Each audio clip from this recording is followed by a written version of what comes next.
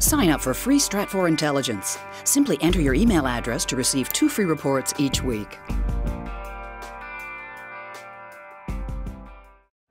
Another week of protests confronted Chilean President Sebastian Pinera, kicking off on September 11th, commemorating the 1973 coup against former Chilean President Salvador Allende.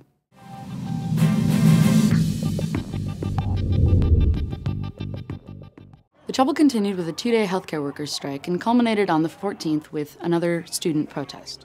Chilean students are currently negotiating with the Pinera government on a 4-point plan, demanding the freeze of 2 bills before the legislature that would reform Chilean education that were written without the consultation of students and teachers.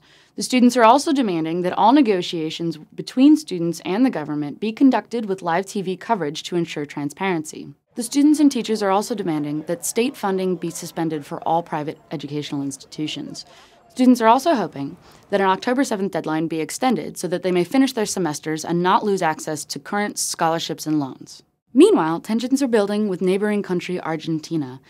Argentine President Cristina Fernández de Kirchner has canceled her visit to Chile, citing scheduling conflicts. In reality, the situation is that Fernández has an election coming up and cannot afford to be seen with Pinera.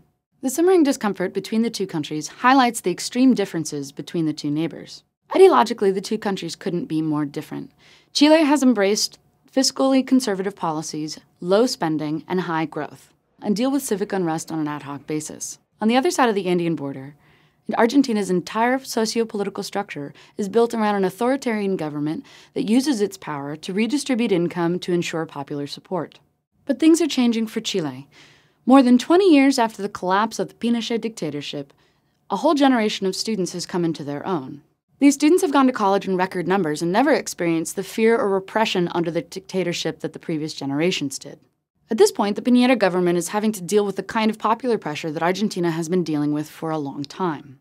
The government will have to make concessions, but the concern will be that every concession made proves strikes and protests to be an effective form of negotiation. But Pinera is a fiscal conservative, and every concession will come dear to him.